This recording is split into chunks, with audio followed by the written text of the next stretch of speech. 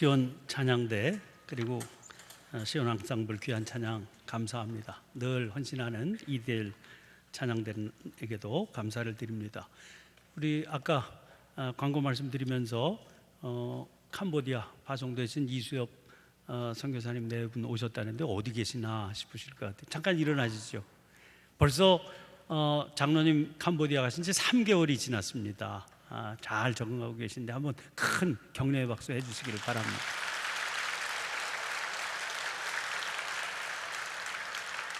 이제 본격적으로 이삿짐 싸서 보내셔야 되는데 잘 가서 자리 잡으시도록 계속해서 기도해 주시기를 바랍니다. 지난 3일 국민일보에서 크게 뽑은 기사의 제목이 꽤 자극적으로 보였습니다. 이런 겁니다. 페이스북이 교회를 대체할 수 있다고? 요즘 여기저기서 듣게 되는 단어가 SNS라고 하는 단어죠. SNS란 소셜 네트워크 서비스의 약자입니다.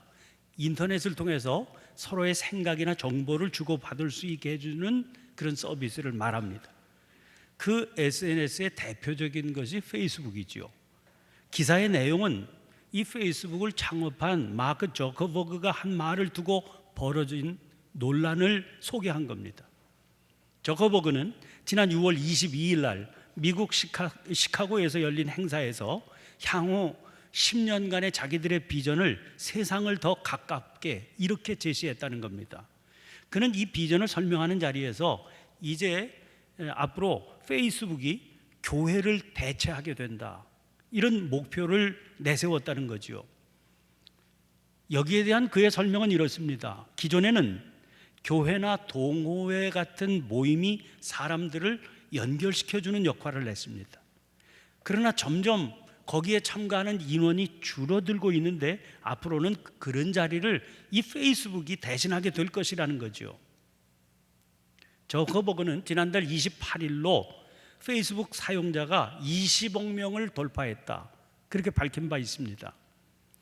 출범한 지 8년째 되는 지난 2012년에 사용자 10억 명을 돌파하고 난 뒤에 불과 5년 만에 일어난 일입니다. 저커버그의 대담한 발언 이면에는 이런 이용자 수의 폭발적인 증가로 인한 자신감이 자리를 잡고 있을 겁니다. 물론 그에 대한 반론도 만만치가 않습니다. 기사는 전문가들의 반론과 비판도 소개하고 있습니다. 그 반론에서는 페이스북의 한계를 지적합니다. 페이스북은 사람들이 자기들의 좋은 모습만 보여주게 되는 그런 성격을 지니고 있다고 그랬습니다. 그런데 우리들의 삶의 진실은 그렇게 단순하지가 않지요. 그런 의미에서 이 SNS는 진정한 만남이 이루어지기 어렵다는 겁니다. 또 하나, 페이스북은 컴퓨터나 모바일 같은 매개체를 거쳐서 만나게 되는데 교회 성찬식 예배는 직접 만나야만 하는 그런 성격을 가진 거기 때문에 교회를 대체할 수는 없는 거다, 이런 겁니다. 앞으로 벌어질 미래에 무슨 일이 일어날지에 대한 논란은 참 조심스럽습니다. 대단히 전문적인 식견을 가졌다고 그래도 정확한 예측을 하는 게 쉽지 않기 때문이지요. 그러므로 이 논란에 대해서 왈가왈부할 생각은 없습니다. 그러나 이 문제를 조금 다른 측면에서 바라볼 수는 있습니다. 그것은 미래에 대한 예측이 아니라 오늘의 실상에 관한 겁니다. 요즘 자주 등장하는 게 4차 산업혁명 얘기 아닙니까? 이 얘기가 거론될 때 함께 등장하는 게 직업 얘기입니다. 앞으로 직업의 세계는 엄청나게 큰 변화를 맞이하게 되리라는 거지요. 그러면서 사라지게 될 직업이 뭐고 앞으로 새로 태어나게 될 직업이 뭐라고 거론됩니다.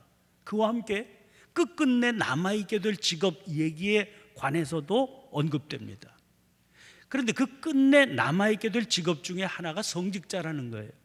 여기에는 어떤 편에 속한 사람들도 반론이 없습니다.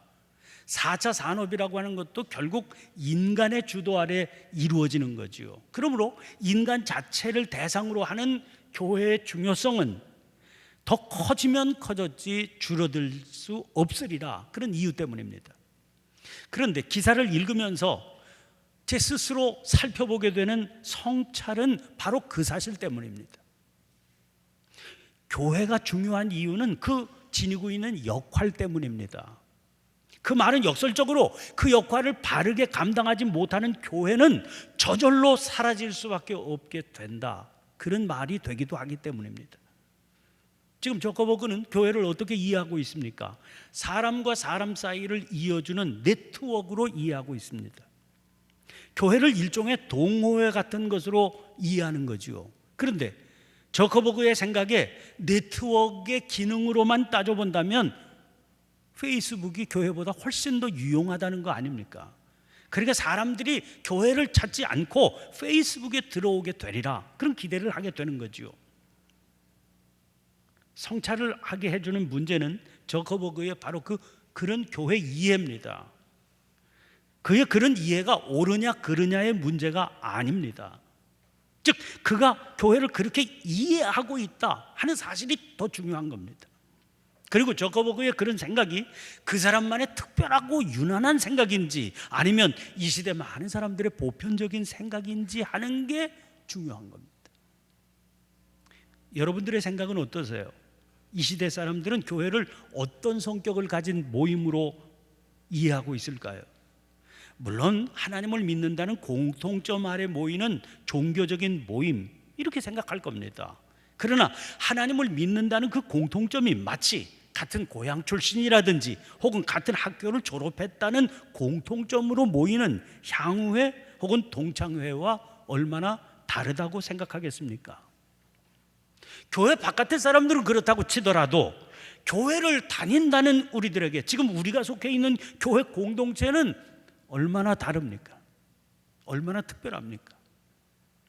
이런 질문을 스스로에게 던지다 보니 글 한 편이 떠올랐습니다. 김득중 박사님께서 쓰신 무엇이 삶을 아름답게 하는가, 이런 제목의 책에 실린 글입니다. 그 글의 제목이 교회의 비유입니다. 글의 내용은 이렇습니다.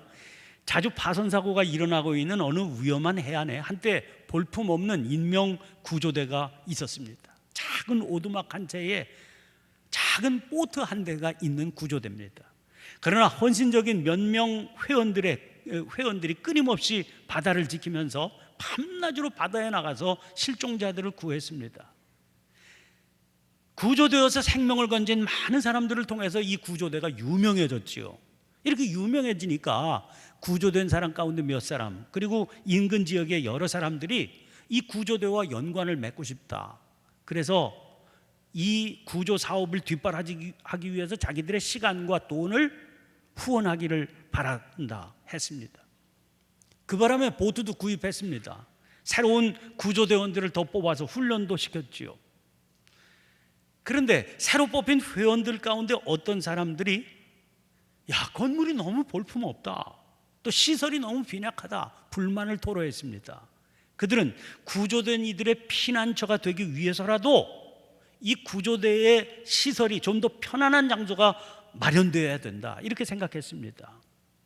그런데 후원금도 많이 들어오지 않았습니까? 그래서 그 결과 비상 간이 침대는 훌륭한 침대로 바뀌고 확장된 건물 안에 훌륭한 가구들을 갖다 놓게 됐습니다. 그런데 이제 구조대는 회원들을 위한 대중적인 회합 장소가 되어버렸습니다. 건물과 시설은 일종의 클럽처럼 사용되었기 때문에 아름다운 지장으로 꾸며졌습니다. 회원들은 인명 구조하는 임무를 위해 바다에 나가는 일에는 이제 관심을 잃어버리게 됐습니다. 그래서 이런 일을 할 수 있는 인명 구조 대원들을 돈을 주고 채용했습니다.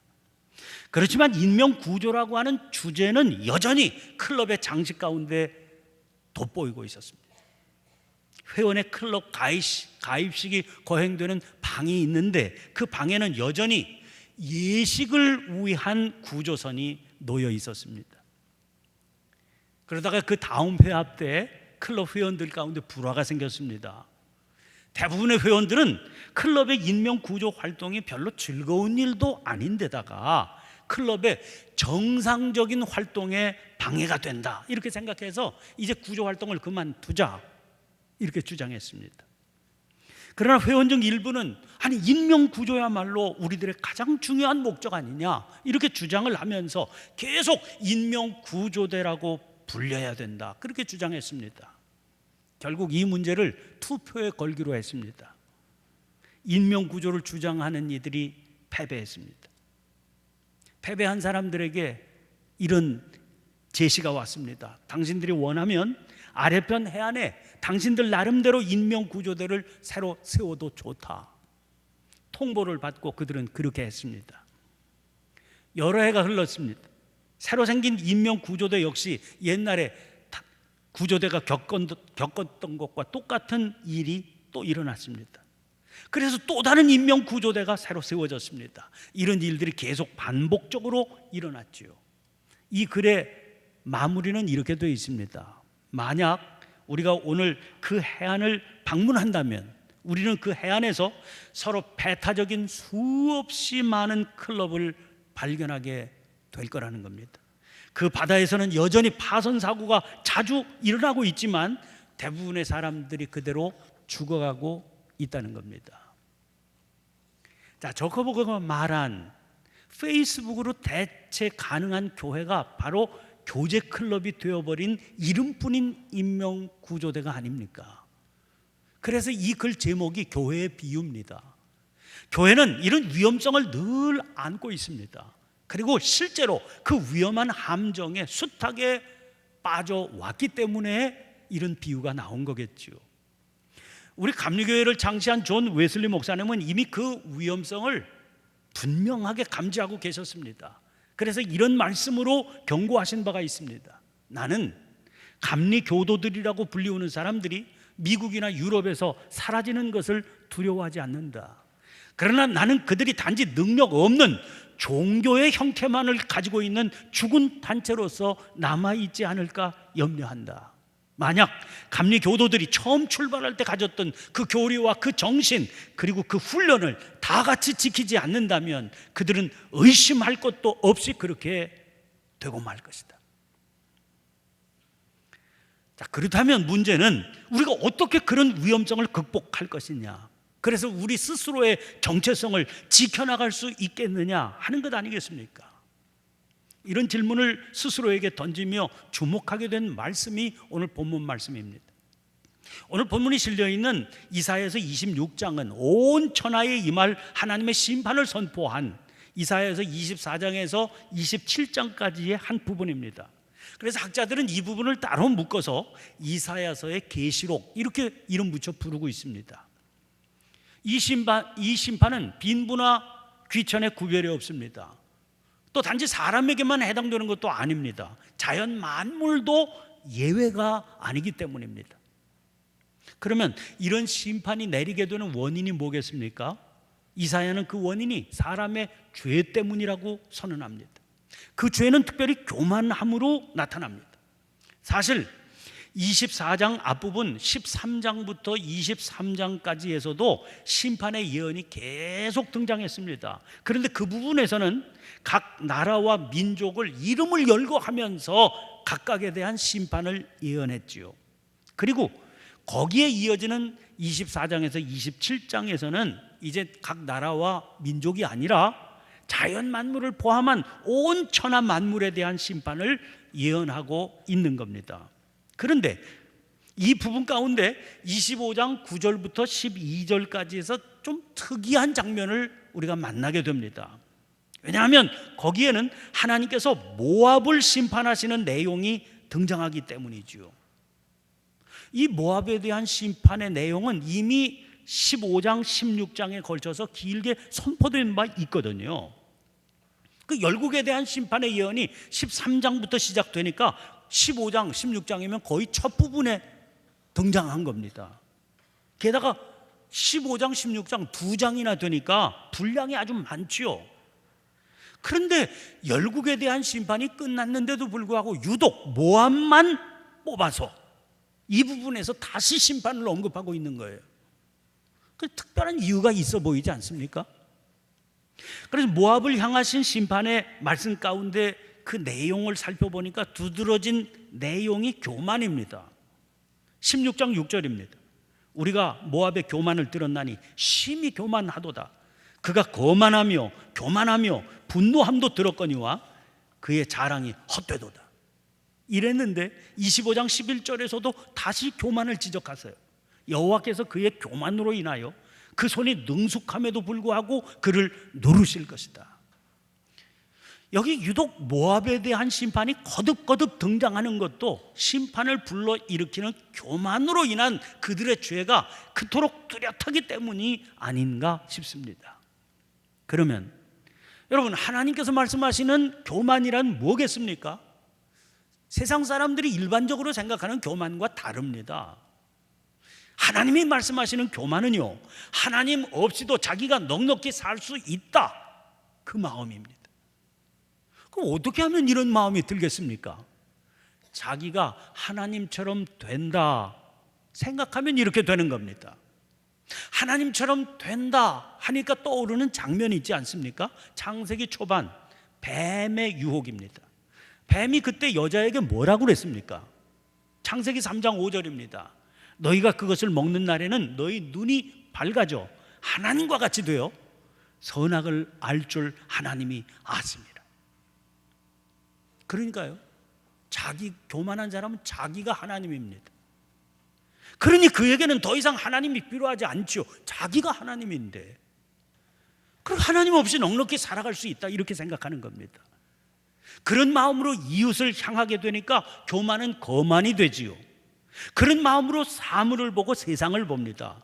그러면 판단하게 되고 심판하게 되지요. 그런데 문제가 있는 겁니다. 그렇게 사는 그 사람도요, 완벽하지 않다는 겁니다. 세상에 누구도 완벽한 사람은 없지요. 완벽하지 않은 사람이 그런 마음으로 멀쩡하게 살아가는데 뭐 별 일도 생기지 않아 보입니다. 그러니 하나님의 은총이지요. 그러므로 여러분, 누구에게나 삶은 그 자체가 하나님께서 허락하시는 은총의 선물인 겁니다. 왜요? 완벽하지도 않은데 그냥 살아갈 수 있게 하니까 하나님께서 은총으로 선물 주신 거 아닙니까? 그런데 보세요, 오늘 본문 10절입니다. 악인은 은총을 입을지라도 의의를 배우지 아니하며 정직한 자의 땅에서 불의를 행하고 여호와의 위엄을 돌아보지 아니하는도다. 여기 주목해서 붙들어야 될 말씀이 등장하고 있습니다. 은총을 입을지라도 의의를 배우지 않는다 그랬습니다. 유진 피터슨은 이 구절을 악인들은 드러난 은혜를 보면서도 도무지 배우지 못합니다, 이렇게 옮겼습니다. 이게 무슨 말입니까? 자기가 넘쳐나는 은총을 받고 살면서도 의의를 배우지 못한다는 거예요. 여기서 우리는 성경이 가르치는 의의가 뭔지에 대한 시야가 열리게 됩니다. 여러분, 뭐가 의의입니까? 허락하신 은총을 깨달아서 은총을 은총입니다, 그렇게 고백하고 받아들이는 게 의의입니다. 은총을 은총으로 고백하는 사람은 자기가 지금 하나님이 허락하시는 은총으로 살고 있고 그 은총 가운데서만 살 수 있다, 그렇게 고백하게 되는 겁니다. 그게 믿음이에요. 그래서 사도 바울은 오직 의인은 믿음으로 말미암아 살리라, 그렇게 선포했던 겁니다. 문제는 대부분의 사람들이 그렇게 살지 않는다는 겁니다. 그래서 그 결과가 심판이에요. 이사야는 먼저 열방의 심판을 선포했고 이어서 천하 만물의 심판을 선포한 겁니다. 그런데 놀라운 일입니다. 이 무서운 심판 속에서도 살아남은 자가 있는 겁니다. 그래서 그들을 통해서 찬양이 울려 퍼지게 되리라는 거예요. 그러면 살아남게 될 그 사람 누굽니까? 의로운 자입니다. 사실 엄격하게 말하면 의로운 자는 하나도 없지요. 하나님께서 의롭다고 인정하신 자가 있을 뿐입니다. 누구를 의롭다고 인정하시겠어요? 자기에게는 하나님의 은총이 절대적으로 필요하다, 그렇게 고백하며 살아가는 그 사람입니다. 주님은 그를 마태복음 5장 6절에서 의에 줄이고 목마른 자다 그러시면서 그들이 배부르게 될 것이다 그랬습니다. 더 이상 바랄 것이 없는 만족한 삶을 누리며 살게 될 것이다, 그런 말씀입니다. 오늘 본문 9절 말씀 보세요. 밤에 내 영혼이 주를 사모하였은즉 내 중심이 주를 간절히 구하오리니 이는 주께서 땅에서 심판하시는 때 세계의 거민이 의를 배움이니이다. 유진 피터슨은 이 9절 상반절을 이렇게 옮기고 있습니다. 밤새도록 내 영혼이 주를 갈망합니다. 마음 깊은 곳에서 내 영이 주를 열망합니다. 왜 그의 영혼이 밤새도록 주를 갈망합니까? 왜 마음 깊은 곳에서 그의 영이 주를 열망합니까? 이는, 그러니까 왜냐하면 주께서 땅에서 심판하시는 때에 세계의 거민이 의를 배움이니이다. 밤잠 이루지 못하도록 그는 주님을 사모하고 있습니다. 왜냐하면 주님께서만 허락하시는 그 의에 지금 줄이고 목마르기 때문입니다. 사실 오늘 본문 말씀을 붙들게 된 것은 이 구절에 등장하는 중심이라고 하는 단어 때문입니다. 우리가 사람들에게 흔히 듣는 말이 있어요. 하나님은 외모를 보시지 않고 우리 중심을 보셔. 흔히 듣지요. 그런데 사람들이 보통 어떤 경우에 이 말씀을 사용하던가요? 성도로서 내가 자기가 생각해도 좀 만족스럽지 못하고 넉넉지 못한 그런 삶을 살고 있습니다. 좀 캥기는 게 있어요. 그럴 때 그 모습을 변명하기 위한 경우가 많아 보입니다. 그럴 경우에 그렇기는 하더라도 하나님은 사람의 눈에는 보이지 않는 내면을 보시니까 나 이해해 주실 거야, 이렇게 넘어가려고 하는 그런 마음으로 그런 얘기를 동원할 때가 많은 것 같아요. 그런데 그게 바른 해석일까요? 오히려 거꾸로 아닙니까? 하나님께서 우리의 중심을 보세요. 그 말은 우리를 두렵게 하는 말씀인 겁니다. 중심을 보시니까 겉모습만 꾸며서 적당히 넘어갈 수는 없는 겁니다. 그 내면이 하나님 보시기에 합당해야 되는 겁니다. 그런데 정말 그 하나님의 시선에 자신이 있는 거냐고요. 다시 9절 말씀 보세요. 내 중심이 주를 간절히 구하오리니. 천하 만물이 다 심판을 당하는 자리에서 살아남는 그 사람의 모습입니다. 그 사람의 보이지 않는 내면의 중심은 주를 간절히 구하고 있다는 거예요. 그 결과가 뭡니까? 12절입니다. 여호와여, 주께서 우리를 위하여 평강을 베푸시오리니 주께서 우리의 모든 일도 우리를 위하여 이루심이니이다. 지금 천하 만물이 심판을 당하고 있는 상황이에요. 그런데도 그는 주님께서 베풀어 주시는 평강 안에 머물고 있습니다. 주님께서 자기들의 모든 일을 자기들을 위해서 이루어 주시리라 하는 걸 확실히 알기 때문입니다. 그러니까 문제는 중심이에요. 교회가 진정한 교회가 되려면 그 중심이 이렇게 주를 간절히 구해야 됩니다. 그렇지 않으면 단순한 사람들끼리 모인 동호회로 전락하게 되는 거예요. 세상은 그런 교회 찾기보다는 차라리 컴퓨터 켜고 페이스북이나 뒤지게 될 겁니다. 우리가 아는 대로 교회는 건물이 아닙니다. 성도들의 모임이 교회입니다. 그러므로 교회를 구성하는 성도 각자가 진정한 성도가 되어야 되는 겁니다. 그렇다면 누가 진정한 성도입니까? 그 중심이 주를 간절히 구하는 사람입니다. 하나님은 외모를 보지 않으십니다. 그러므로 우리의 겉모습이 인명구조대로 꾸며져 있다고 그래도, 그럴듯한 성도의 자세를 갖추어져 있다 할지라도 그걸로 넘어갈 수가 없는 겁니다. 그 중심이 주를 간절히 구해야 되는 겁니다. 작년 1월 15일자 중앙일보에 권석천 논설위원의 엄지발가락이라고 하는 기적의 제목의 칼럼 한 편이 실렸습니다. 그 칼럼의 내용은 박운서라고 하는 분에 관한 겁니다. 이분은 김영삼 정부 시절에 통상산업부 차관을 역임하고 공직을 떠난 뒤에 한국중공업 사장, 데이콤 회장 이런 직책을 역임한 분입니다. 이분이 65세 되던 해에 다 직책을 내려놓고 정년 퇴임하고 필리핀 오지 민도로 섬으로 갔습니다. 15헥타르의 땅을 사들여서 벼농사를 짓고 그 쌀로 그 지역의 망얀족 아이들 밥을 먹였습니다. 교회 14곳을 지었고 지역민들에게 농사 짓는 법 가르쳤습니다. 그렇게 10년을 그곳에서 살고 있었는데 그가 거기서 교통사고를 당했습니다. 의식불명인 채로 서울로 후송됐습니다. 몇 달 동안 여기가 지금 한국인지 필리핀인지 분간도 못하는 선망 증상에 시달렸습니다. 겨우 의식을 찾았을 때는 양쪽 무릎과 정강이에 철심이 박혀 있고 요도에는 평생 달고 살아야 할 도뇨관이 자리를 잡고 있었습니다. 오른발은 엄지발가락 하나만 남았습니다. 그는 그 발가락 하나 남은 게 다행이라고 그랬습니다. 왜냐하면 그것마저 없으면 목발을 짚고 서기도 어려웠을 것이다. 그런 이유 때문입니다. 칼럼은 그런 분이 민도로 섬으로 다시 돌아갈 날을 손꼽고 있다고 소개하면서 이렇게 썼습니다.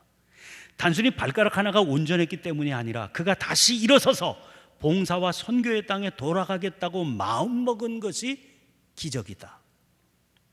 그런데 이 칼럼을 같은 회사 중앙일보의 사진 전문 기자로 일하고 있는 권혁재 기자가 읽었습니다. 그 칼럼을 읽다가 문득 사진 한 장이 이 사람의 머리에 떠올랐어요. 자기가 오래전에 필리핀 오지로 봉사활동을 하러 떠나겠다는 그런 고위 공직자를 인터뷰하면서 찍었던 사진이 있었는데 혹시 그 사람이 그 사람 아닌가? 이런 생각이 난 겁니다. 그래서 자료를 다 뒤져서 찾아보니까 사진 한 장이 딱 나왔는데 추측했던 대로 바로 박운서 그분이었습니다.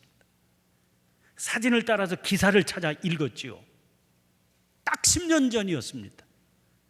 그때 그 인터뷰를 하는데 인터뷰 내내 그가 이야기한 요지는 이제까지는 나를 위해 살았지만 남은 인생은 남을 위해 살겠다. 그런 내용이었습니다. 권혁재 기자가 그분을 만나고 싶었습니다. 인사라도 드리고 싶은 마음이 막 솟아올랐기 때문이지요. 그런데 상황이 그런 상황 아닙니까? 며칠을 망설이다가 용기를 내서 연락을 했더니 와도 좋다, 그런 허락을 받았습니다.